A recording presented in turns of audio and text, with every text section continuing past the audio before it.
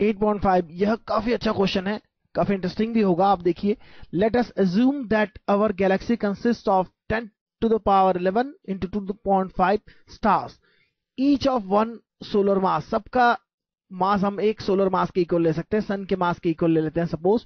How long will a star at a distance of 50,000 light year from the galactic center take to complete one revolution? Take the diameter of the Milky Way to be 10 to the power 5 light year. वही तरीका अपनाना होगा हमें जो हमने अर्थ की case में अपनाया था। फिर से लिखते हैं, अर्थ सन की रोटेशन के लिए क्या होता है, gravitational acceleration, universal gravitational constant G, mass of the sun, mass of the earth divide by radius of the orbit of the earth sun, square of it, mass of the earth, omega square and R. यह हो गया हमारा centripetal acceleration और यह हो गया हमारा gravitational pull सन और अर्थ के बीच में। मास ऑफ अर्थ कैंसिल करते हैं, G universal gravitational constant, mass of sun is equal to omega square R cube, omega square R cube. अब हम लिखते हैं गैलेक्टिक सेंटर के लिए कंसेप्ट, ये फॉर्मूला। गैलेक्सी हमारी कुछ इस तरह से एक डिश है, साइड से देखते हुए स्पाइरल गैलेक्सी होती है, स्टार्स है सपोज हमारे, और हम पूरी गैलेक्सी में जो स्टार्स ले रहे हैं उन सब का मास उसके सेंटर पर कॉन्सेंट्रेटेड ले सकते हैं। और एक हमारा मूविंग स्टार सपोज यह है, जिसके लिए हमें यह ऑर्बिट की रेडियस r1 लेनी है। तो सारा मास यहां पर है, हम लिखते हैं जी, सारा मास यानी कितने सन्स का मास, इतने स्टार्स का मास। तो इसे लिख सकते हैं 2.5 10 to the power 11 mass of the sun into mass of the star. Obviously again mass of the star it is again is ms, क्योंकि इस स्टार का मास भी ms है और पूरी गैलेक्सी का मास हमने उसके सेंटर पर ले लिया है 2.5 into 10 to the power 11 mass of the sun, क्योंकि इतने स्टार्स हैं और एक स्टार का मास एक सोलर मास के इक्वल है, तो इतनी गैलेक्सी का मास हो गया हमारा पूरा।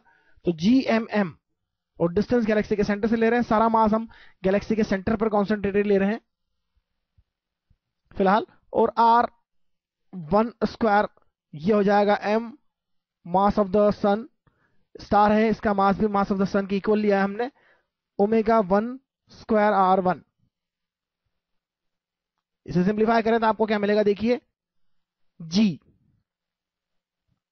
2.5 MS कैंसिल हो जाएगा, 2.5 into 10 to the power 11 mass of the sun is equal to omega 1 square R1 cube, omega 1 square और R1 क्यूब डिवाइड करते हैं इससे हम, तो ये हो जाएगा, सेकंड इक्वेशन को हम फर्स्ट इक्वेशन से डिवाइड करते हैं, ये हो जाएगा 2.5 into 10 to the power 11 और MS कैंसिल हो जाएगा, GG कैंसिल हो जाएगा, is equal to omega 1 square. Omega 1 square हमारे लिए स्टार का टाइम पीरियड निकालने में आएगा, तो यह 4 पाई स्क्वायर अपॉन स्टार के time period of revolution T1 square.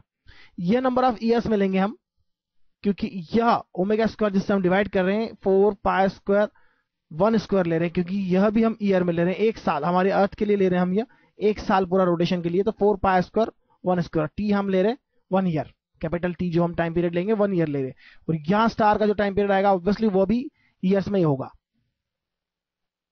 यहां R1 क्यूब जो है वह 50,000 लाइट ईयर है, 50,000 लाइट ईयर, तो 50,000 लाइट ईयर होगा यहां पर और उसका क्यूब, और यहां पर R क्यूब से डिवाइड करना है, R क्यूब सन अर्थ का है, तो यह 1.5 into 10 to the power 11 metre, पहले से हम जानते ही है, और सन के ऑर्बिट की रेडियस है यह।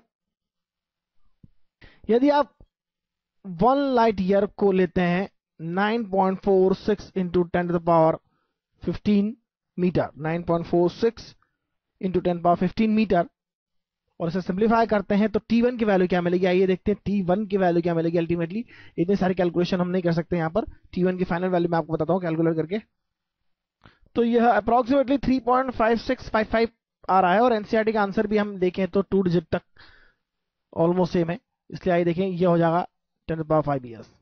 तो बिल्कुल सही आंसर है हमारे यह। तरीका आपको अच्छे से समझ में आना चाहिए, कैलकुलेशन इतनी इंपॉर्टेंट नहीं है, कैलकुलेशन तो आप जितना चाहे उतना अप्रोक्सीमेट कैलकुलेशंस कर सकते हैं, क्योंकि एग्जाम में अगर आपको टाइम मिल रहा है तो मार्क्स भी मिलेंगे उस बात के। आइए आगे देखते हैं हम।